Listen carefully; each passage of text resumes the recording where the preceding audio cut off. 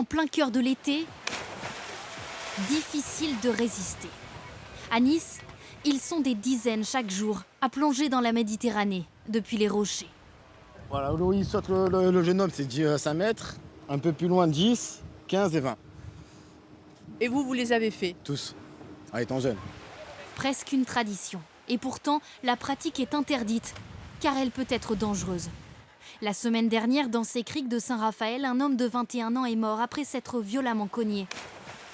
L'arrêté d'interdiction est pourtant placardé jusque dans la roche. Mais sur le littoral, ces jeunes plongeurs continuent en affirmant être prudents. Ici, il y a 2 rochers. On nous en a avertis avant. Donc on essaye de sauter loin de ces 2 rochers. Et donc on s'amuse, mais avec précaution quand même. On ne saute pas avec la tête en avant, s'il y a des rochers en bas, c'est tout. Certains amateurs tentent des plongeons plus acrobatiques ou à 15 mètres de hauteur. Ils entrent dans l'eau à plus de 50 km/h. C'est après un plongeon similaire qu'un adolescent de 16 ans s'est tué le mois dernier dans ses gorges en Ardèche. Alors désormais, même à moindre hauteur, c'est tolérance zéro. Vous ne sautez pas des falaises! C'est interdit!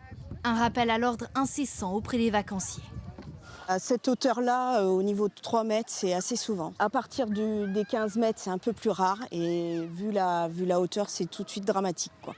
L'amende de 35 € ne suffit pas à dissuader les plongeurs. Cette fois, le maire en appelle à la responsabilité des autres baigneurs. Évitons à tous ceux qui sont ici assis sur le sable d'encourager et de pousser ces jeunes à faire toujours plus, à aller toujours plus loin. Éviter que le grand frisson ne se termine en drame.